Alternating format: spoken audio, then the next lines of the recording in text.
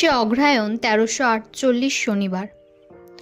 শ্রী শ্রী ঠাকুরকে সেদিন প্রশ্ন করা হলো, কষ্ট না করলে কেষ্ট মিলবে না, এই তো বড় মুশকিলের কথা।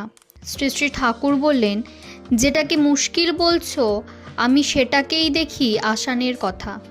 বিহিত তপস্যার ভেতর দিয়ে আমরা যা লাভ না করি, যেটা আমরা এমনি পেয়ে যাই, যার জন্য যোগ্যতা অর্জন করি না, তা পেলেও তার মূল্য ও মর্যাদা আমরা উপলব্ধি করতে পারি না, আর সেটা আমরা ধরেও রাখতে পারি না। তাই তেমন পাওয়ায় লাভ কি?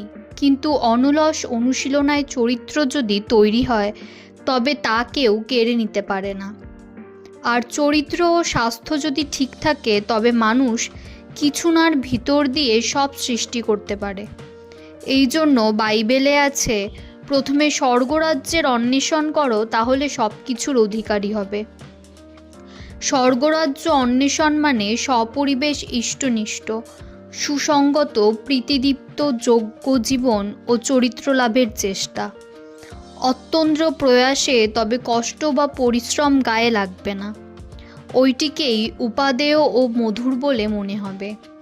ওইটুকু বাদ দিলে বরং সুখের উপাদান বলে কিছু থাকবে না জীবনে।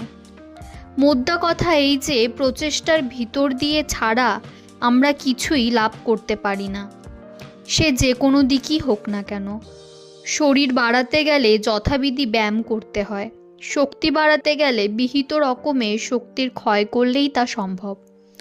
বিবর্ধনের রাইফেল হাতে সশস্ত্র চলনে অনায়ত্তকে হস্তগত করার পথে আমাদের অমৃত অভিযান। কষ্ট দেখে ঘাবড়ালে চলবে না। বিবেকানন্দ স্বামী যা বলেছেন, লৌহের মতো পেশি এবং স্পাতের মতো স্নায়ু নিয়ে চলতে হবে।